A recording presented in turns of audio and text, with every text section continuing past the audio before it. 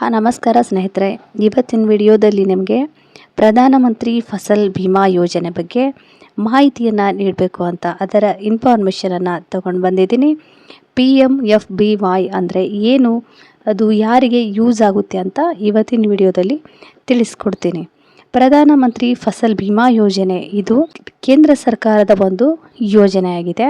ಇದು ರೈತರ ಸಲುವಾಗಿ, ರೈತರು ಸಂಕಷ್ಟದಲ್ಲಿರುವಾಗ ಪರಿಹಾರ ನೀಡಿ ಅವರಿಗೆ ಅವರ ಹೊರೆಯನ್ನು ಕಡಿಮೆ ಮಾಡುವ ಉದ್ದೇಶದಿಂದ ಕೇಂದ್ರ ಸರ್ಕಾರ ತಂದಿರುವ ಒಂದು ಯೋಜನೆ ಆಗಿದೆ. ಇದರಿಂದ ರೈತರಿಗೆ ಯಾವ ರೀತಿಯಾಗಿ ಲಾಭ ಆಗುತ್ತೆ, ಹಾಗೆ ಯಾವ ರೀತಿಯಾಗಿ ಪರಿಹಾರ ಸಿಗುತ್ತೆ ಅಂತ ಇವತ್ತಿನ ವಿಡಿಯೋದಲ್ಲಿ ಹೇಳ್ತೀನಿ. ನೋಡಿ, ರೈತ ಬಾಂಧವರಿಗೆ ಫಸಲ್ ಭೀಮಾ ಯೋಜನೆಯಡಿಯಲ್ಲಿ ಅಪ್ಲಿಕೇಶನ್ ಹಾಕಲು ಈಗಾಗಲೇ ಜೂನ್ ತಿಂಗಳಿಂದ ಹಿಡಿದು ಪ್ರಾರಂಭವಾಗಿದೆ. ಜುಲೈ ತಿಂಗಳಲ್ಲಿ ಮುಗಿಯುತ್ತೆ.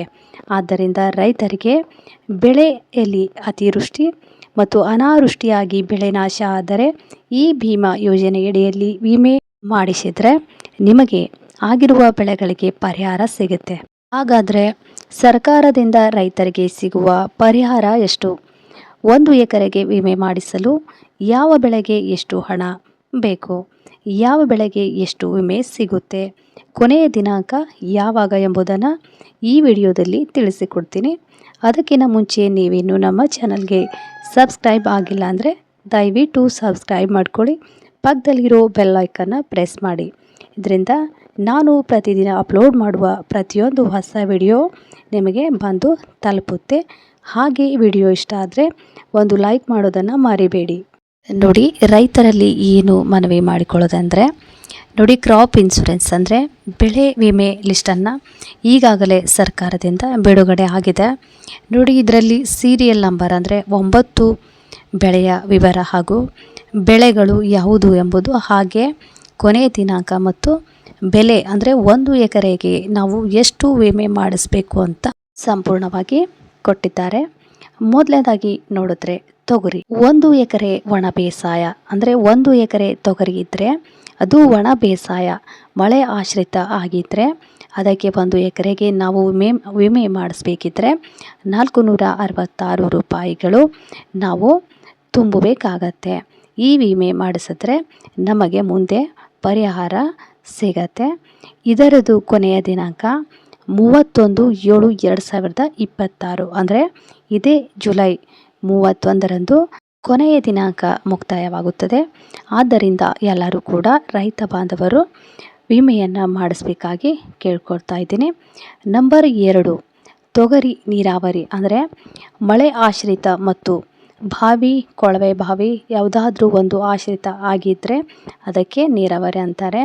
ಈ ನೀರಾವರಿ ಹೊಲಕ್ಕೆ 1 ಎಕರೆ ವಿಮೆ ಮಾಡಿಸಲಿಕ್ಕೆ 488 ರೂಪಾಯಿ ತೆಗೆದುಕೊಳ್ಳುತ್ತಾರೆ.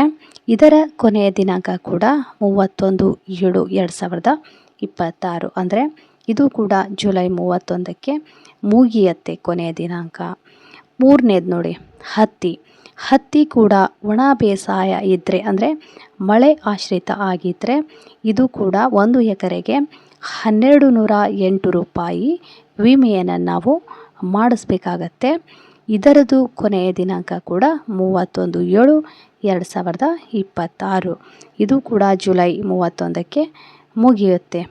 ಹಾಗೆ 4ನೇ ನಂಬರ್ದು ಹತ್ತಿ ನೀರಾವರಿ ಅಂದರೆ ಕೊಳವೆ ಬಾವಿ ಅಥವಾ ಬಾವಿ ಏನಾದರೂ ಆಶ್ರಿತ ಆಗಿದ್ದರೆ ನೀರಾವರಿ ಹೊಲ ಇದ್ದರೆ ಅದಕ್ಕೂ ಕೂಡ 1 ಎಕರೆ ವಿಮೆ ಮಾಡಿಸ್ಲಿಕ್ಕೆ 1748 ರೂಪಾಯಿ ತುಂಬಬೇಕಾಗತ್ತೆ. ಇದು ಕೂಡ ಕೊನೆಯ ದಿನಾಂಕ 31/7/2026ರಂದು ಕೊನೆಯ ದಿನಾಂಕ ಮುಗಿಯುತ್ತೆ. ನೋಡಿ, ನಂಬರ್ 5 ಭತ್ತ ಅಂದರೆ ನೀರಾವರಿ ಮಾತ್ರ ಇರುತ್ತೆ, ಯಾಕಂದರೆ ಅದು ಒಣ ಬೇಸಾಯದಲ್ಲಿ ಬರೋದಿಲ್ಲ. ಹಾಗಾಗಿ 1 ಎಕರೆ ಭತ್ತ ನಾವು ವಿಮೆ ಮಾಡಿಸ್ಲಿಕ್ಕೆ ನಮಗೆ 879 ರೂಪಾಯಿ ಬೇಕಾಗತ್ತೆ. ಇದ್ರದ್ದು ಕೂಡ 14/8/2026ರಂದು ಅಂದರೆ ಈ ತಿಂಗಳಲ್ಲ, ಆಗಸ್ಟ್ ತಿಂಗಳಲ್ಲಿ 14ನೇ ತಾರೀಕು ಲಾಸ್ಟ್ ಡೇಟು ಅಂದರೆ ಕೊನೆಯ ದಿನಾಂಕ ಮುಗಿಯುತ್ತೆ. ನಂಬರ್ 6 ಹೆಸರು ಬೇಳೆ ಅಂದರೆ ಹೆಸರು ಕಾಳಿರುತ್ತಲ್ಲ, ಅದು ಒಣ ಬೇಸಾಯ ಅಂದರೆ ಮಳೆ ಆಶ್ರಿತ ಆಗಿರುವ ಭೂಮಿ ಆಗಿದ್ದರೆ ನಮಗೆ 1 ಎಕರೆಗೆ ಹೆಸರಿಗೆ 321 ರೂಪಾಯಿ ವಿಮೆಯನ್ನು ಪಡೀತಾರೆ. ಇದು ಕೊನೆಯ ದಿನಾಂಕ 15/7/2026. ಅಂದರೆ ಇದು ಜಾಸ್ತಿ ದಿನ ಇಲ್ಲ, ಜುಲೈ 15ನೇ ತಾರೀಕು ಮುಗಿಯುತ್ತೆ. ಹಾಗಾಗಿ ಬೇಗ ಇನ್ಸೂರೆನ್ಸನ್ನು ನಾವು ಮಾಡಿಕೊಳ್ಳಿಕ್ಕೆ ಸಿದ್ಧರಿರಬೇಕು. ನಂಬರ್ 7, ಮೆಕ್ಕೆಜೋಳ ಒಣ ಬೇಸಾಯ. ಇದು ನೋಡಿ, ಮೆಕ್ಕೆಜೋಳ ಮಳೆ ಆಶ್ರಿತ ಭೂಮಿಯಾಗಿದ್ದರೆ 546 ರೂಪಾಯಿಗೆ 1 ಎಕರೆ ಕ್ಲೈಮ್ ಮಾಡಬೇಕಾಗತ್ತೆ. 31/7 ಅಂದರೆ ಇದೇ ಜುಲೈ 31ರಂದು ಕೊನೆಯ ದಿನಾಂಕ ಮುಗಿಯುತ್ತೆ. ನಂಬರ್ 8, ಸಜ್ಜೆ.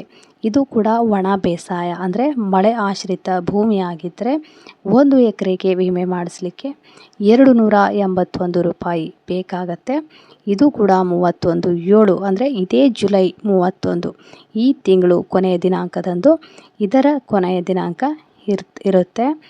ಹಾಗಾಗಿ ಬೇಗ ನಾವು ಅಪ್ಲಿಕೇಶನ್ನ ಹಾಕ್ಕೊಳ್ಬೇಕಾಗತ್ತೆ. ನೋಡಿ, 9ನೇ ನಂಬರ್ದು ಉದ್ದಿನ ಬೇಳೆ ಅಂದರೆ ಉದ್ದು ಅಂತ ಇರುತ್ತಲ್ಲ, ಅದು ಉದ್ದು. ಅದು ಒಣ ಬೇಸಾಯ ಅಂದರೆ ಮಳೆ ಆಶ್ರಿತ ಭೂಮಿಯಾಗಿದ್ದರೆ 1 ಎಕರೆಗೆ ವಿಮೆ ಮಾಡಿಸ್ಲಿಕ್ಕೆ 314 ರೂಪಾಯಿ ಬೇಕಾಗತ್ತೆ. ಇದು ಕೂಡ 15/7 ಅಂದರೆ ಈ ಜುಲೈ 17ನೇ ತಾರೀಕು ಎಂಡ್ ಆಗುತ್ತೆ. ಅಂದರೆ ಕ್ಲೈಮ್ ಮಾಡಿಸ್ಲಿಕ್ಕೆ ಕೊನೆಯ ದಿನಾಂಕ ಆಗಿರುತ್ತೆ. ಇಷ್ಟು ಕೂಡ ಬೆಳೆ ವಿಮೆ ಮಾಡಿಸ್ಲಿಕ್ಕೆ ಕೊನೆಯ ದಿನಾಂಕ ಹಾಗೂ 1 ಎಕರೆಗೆ ಎಷ್ಟು ಇದೆ ಅಂತ ಹೇಳಿದ್ದೇನೆ. ಇದನ್ನು ನೋಡಿಕೊಂಡು ರೈತ ಬಾಂಧವರು ಬೇಗ ಹೋಗಿ ನಿಮ್ಮ ಹತ್ತಿರದ ನಿಮ್ಮ ಊರಿನಲ್ಲಿರುವ CSC ಕೇಂದ್ರಕ್ಕೆ ಅಥವಾ ಗ್ರಾಮ 1 ಅಥವಾ ಕರ್ನಾಟಕ 1 ಎಲ್ಲಿಯಾದರೂ ಸರಿ, ಅಲ್ಲಿ ನೀವು ಅಪ್ಲಿಕೇಶನನ್ನು ಹಾಕ್ಕೊಂಡು ನೀವು ಈ ವರ್ಷದ ಪರಿಹಾರವನ್ನು ಪಡಿಬೇಕು, ಮುಂದೆ ಬರಬೇಕು ಅಂತ ಹೇಳ್ತಾ ಇದ್ದೇನೆ.